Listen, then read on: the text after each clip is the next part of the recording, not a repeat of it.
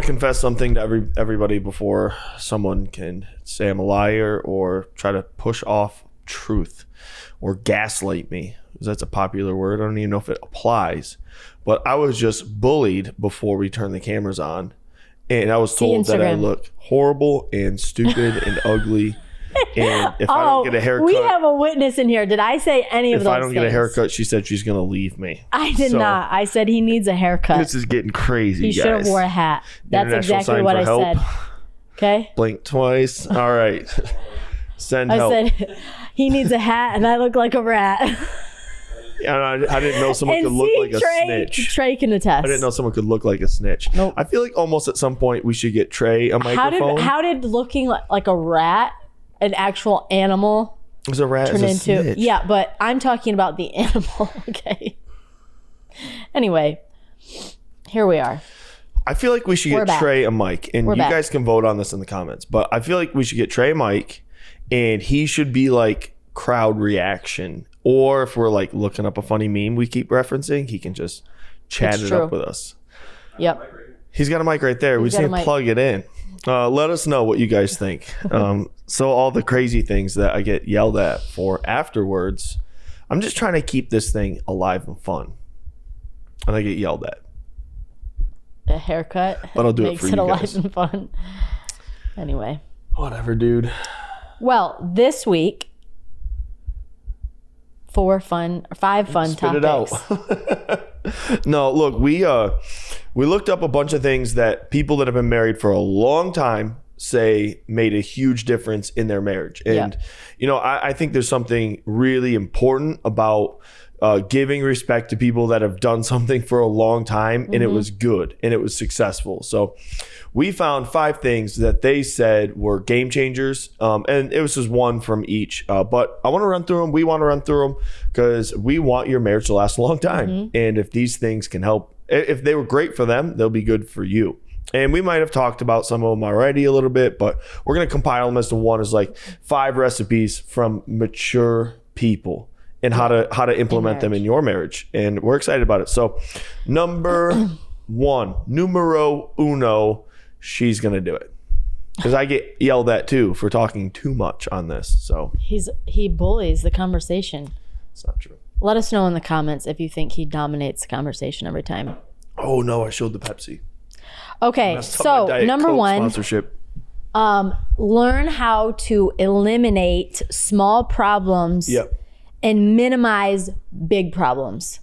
So let's talk about what are some small problems. Toilet seat getting left up. That's a small problem. Toilet seat, or how the toilet paper gets put on, or leaving cabinet doors open in the kitchen. But I'm not done with them.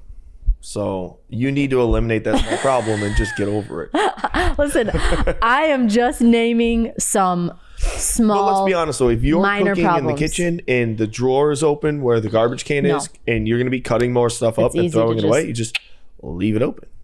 That way you can just do it all. It is wild though when you walk into the kitchen and every drawer is open and every cabinet door is just left wide open, and then he comes to sit at the table and every's just left open. Well, but I think listen, a large problem it's okay. would be we're gonna look past it because it's a small things, problem, and we should minimize that. But no, like small things that are just irritants is learning how to eliminate that, and just make it a non-issue.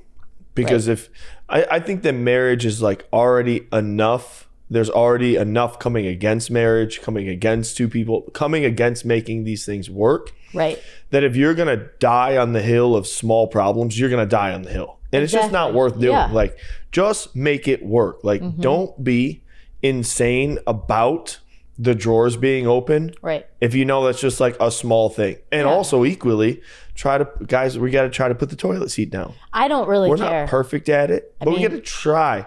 And I'm good at putting the toilet seat down. You want to know? Because I always assume they're the ones that let them down slowly. Most of them don't do that. And most of them I've learned don't do that. But I'm just in the habit of just letting them down quick. And you hear me go to the bathroom, it's just doom. It's like, well, I guess get a better toilet seat. But, like just if you know that's that person's small issue, like it's not worth being crazy about it. And if you know that you can take care of a small issue for the other person, don't be crazy about it. Just be helpful. Here's my hot take though on the toilet seat. All right. Because for whatever reason, this is a big one with people, and it really is silly. It's not that big. Because when you think about it, guys need it up to pee and we need it down to pee. So both people need it up or down. So whatever one you prefer, just do it. Who cares? Guys could just start peeing sitting down. I'm just kidding. That's crazy. All right. Never. Anyway. But the bigger one on this is minimizing big problems. Yeah. And I think that this is super important. And this is like, marriage is selfless. Go to 1 Corinthians chapter 13. Love does not look out for its own interests. So I think that it's both persons' obligation to minimize big problems. Right. But if you're the one causing the big problem, if love is not looking out for its own interest, as 1 Corinthians chapter 13 says, then you should intentionally minimize the big problem. Right. And it might not be a big problem in your eyes. And this is something that I think is funny, is like, what you find annoying is that doesn't really matter as much as what they find annoying, because you're there to love and to serve and to honor and all those things. We've talked about all these things, but if you know you're doing something that they hate, why are you still doing that? Right. It's just who I am. Well, you decided to go into a marriage and to make this work. Or if you're doing it just because you think it's funny. That's a big one. People do things to just be a troll to their spouse. Why are you looking at me like that? I don't know if you were like insinuating something. No, not at all. Okay. I've just seen where some people legit, like, there can be a point of contention and it might actually be a serious thing, but the other person just treats it like a joke and keeps pushing the button purposely, laughing about a situation. Sometimes it's a little funny. Okay, once again, this is what... Okay. Within context, my goodness, do we have to clarify every time? Yes, you do. Anybody want to be our marriage counselor? It's fine. But no, but somebody who makes jokes about everything. Even if it's something that is big to them, it should be big to you. I don't think you got to be crazy about that. If it's big to them, it should be big to you. Yeah.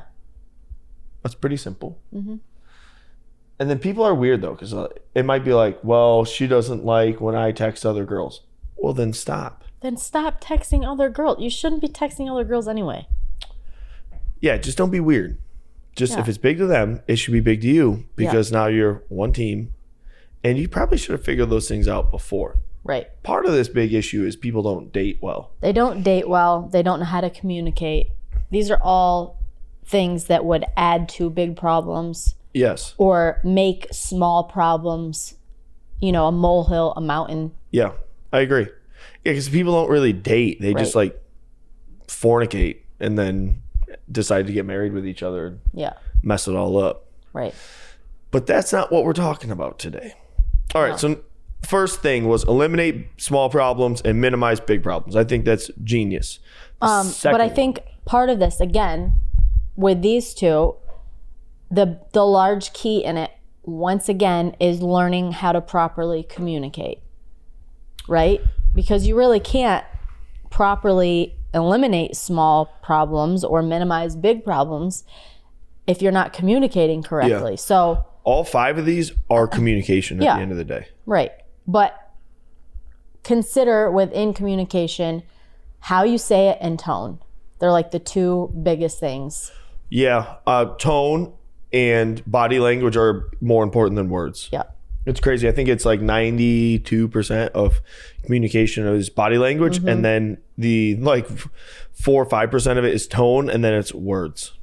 Yeah. Tone's huge to me. Just be intentional. Yeah.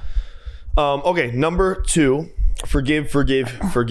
And forgive. And then when you're done forgiving, just prepare to know that you'll probably have to forgive them again. Yes. Because marriage is 2 people, and people are good at messing things up. Intentionally or unintentionally, making another person mad. And both people are imperfect, right? Yeah, no one is a perfect person. Right. Other than you. Patronizing. Anyway, yeah, I mean, you have to. Forgiveness is one of the healthiest places in a marriage that you can be, because, and you have to do it quickly, right? It's like you have a little disagreement or whatever. Don't let the sun go down on your anger. Yeah. Is scripture. Yeah, and you know, you have to be able to bounce back and move on from it. You can't take it in and let it, you know. I completely absorb. agree. I think you need to be quick to just look at your spouse and be like, I'm going to F you. I'm going to forgive you.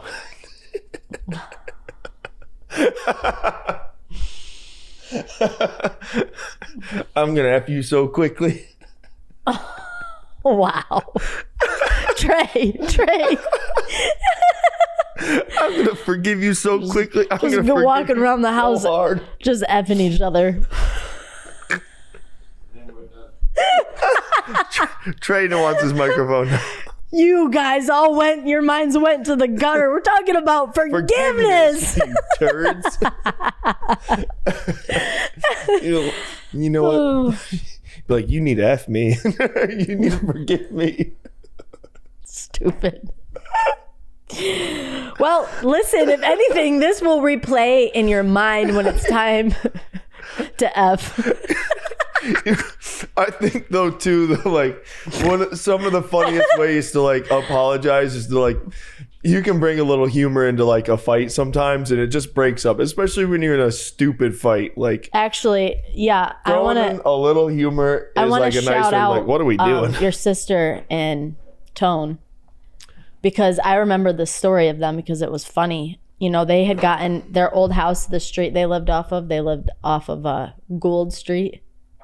Do you remember that? Mm-hmm. And they worked together, so they were driving home and they got into a little disagreement and they were arguing back and forth, and Corinne looked up. They took a minute and she says, "Are you Gould now?"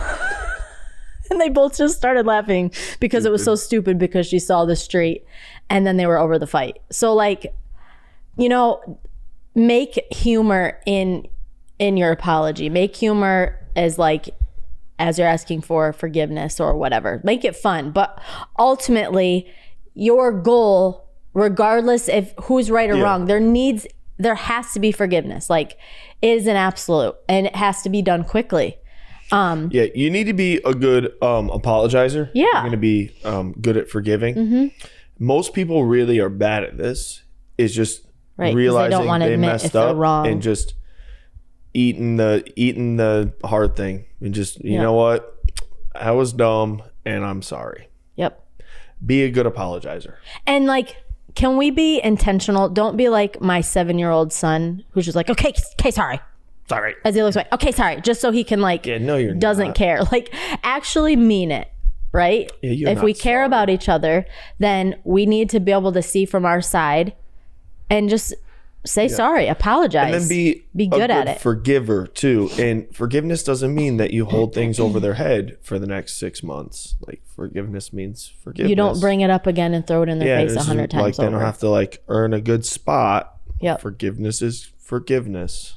Yep. But you need to be both in marriage. A good forgiver and a good apologizer. Two good apologizers and 2 good forgivers. That's good. I agree. 2 good effers. Awesome. Takes 2 to tango, fam. If you can F, you need a buddy. Forgive. Yeah, if you can forgive, you need somebody. Trey looks like he's ready to quit his job. Trey's done. He's like, actually, I'm freaking over these 2. I'll never F these guys. I'll never forgive them. Okay. We should probably cut that part out. I'm done with you. Okay. What the heck? And can I add to this? Because no, you cannot. No, listen. This is another thing, right? Because I think this is something that goes along with all of these. And what I read, looking up like marriages that are healthy and good, and of couples that have been married for, you know, years and years and years, they all have said that it is not 50-50, right? Because that's a huge thing. A lot of people go into marriage thinking this is 50-50. No. When in reality, it should be all of you and all of them. But what they had said was that sometimes it's not even 100 and 100. Sometimes it's 150. Sometimes it's just what they got in the moment sometimes. And the other person needs to be willing to lay down their own pride or their own selfishness. Again, this is where this comes back to, and be willing to pick up the extra percent that's not being fulfilled in the moment. Because really, that's at the end of the day, we're a team and we should want the other person to win. Absolutely. Because if they're losing, we're losing. Yeah, don't be a loser. So keep in mind that with some of these, there might be moments in life where you might have to pick up the extra 70% or the extra 20% and be willing to do it. And don't do it as, well, I did that and I'm going to take a break. No, we should always be willing and working towards, I'm going to give 100%. But if you can't, or if your spouse isn't in the moment, don't wave it in front of them and be like, well, if you're not giving that 30%, well, I'm not giving my 30%. You go ahead and push on. That's a good recipe for divorce. To the 100%. The D word. Yeah. We don't need to get on. Don't be cussing. All right. So the next one is one of my favorites. Learn how to laugh with each other. Yeah. Live, laugh, and love. No, I almost said the G word. That's good. That's cool. No, Gould? It's Gould? It's not Gould. It's Gould. That's... Don't say the G word. That's ick. I can say that, right? Yeah, that's gross. Okay. Yeah. Live, laugh, ick. love is an ick. I saw this guy. He's got like a running list every time someone says like, that's an ick about people. Well, about guys. He's at like 600. Every time he sees one on the internet, he just adds to the list. Oh my gosh. It's like cheering for your sports team. That's an ick. Eating a medium rare steak. That's an ick. He's like, well, basically we just stare blankly. But anyway. Laughing. Having a good time. Learn how to enjoy each other's company. You're supposed to be best friends. Yeah, send each other memes and then ignore them. Never watch them. Anybody else deal with that? I literally watch them, but I'm not. If they're not funny, they're not funny. The ones that I send you are actually hilarious. You don't actually look at mine. That's not true. Anyway, I laugh at the ones that are funny. Do things. He actually does this laugh where he's like... Yeah, but it's always at like 6 in the morning when I get back from the gym and it's all by myself trying not to wake up the house. It's when he's locked himself in the bathroom for, 3 hours. F you. You forgive me? Yeah, for lying to people. But laugh. Seriously, have fun together. Yeah, it's important. Don't be so uptight all the time and so serious all the time. Like, it's fun to laugh together. It's fun to joke with each other and to just think things are funny. Like, laughter is the best medicine. Truly. Yeah. And at the end of the day, like, we get to live life one time. One time. YOLO. Please do not be like a stick in the mud up pain in the butt. Like, enjoy life. Obviously, take things serious and need to be taken serious. Right. But laugh a little. Joke a little. But laugh. Yeah. Make sure you like life. Yeah. It's important. But I think laughing together and being able to learn how to joke and share things that are funny, it helps reestablish, like, not only I do like you. Yeah, it helps you actually like your spouse. You can love your spouse and not really like them. This ensures that you like and love them together, because that's important. You want to be able to like the person that you're married to. It's important. So learn to laugh. Laugh and joke and, have fun. Have fun. It's important. Have fun.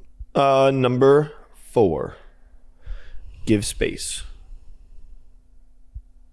I think that's important.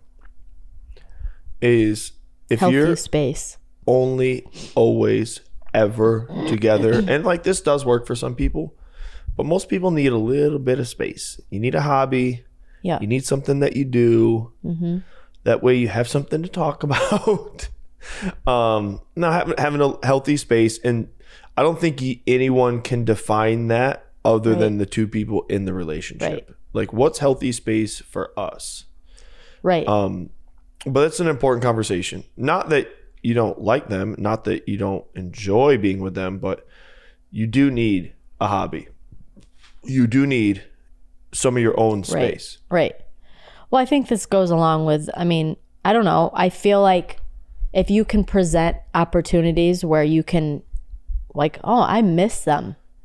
I think that's healthy, you know, because it's like still showing the desire. If you're just always with them, we take so much for granted. Dude, I don't know though. That's like, I was dating a girl in high school and we had been together like all week, and I dropped her off, and like 5 minutes later I got a text like, I miss you. I was like, oh my God. That's this unhealthy is bad. obsession. So that's I could understand being obsessed with me, but I was like, this is bad. This is not good.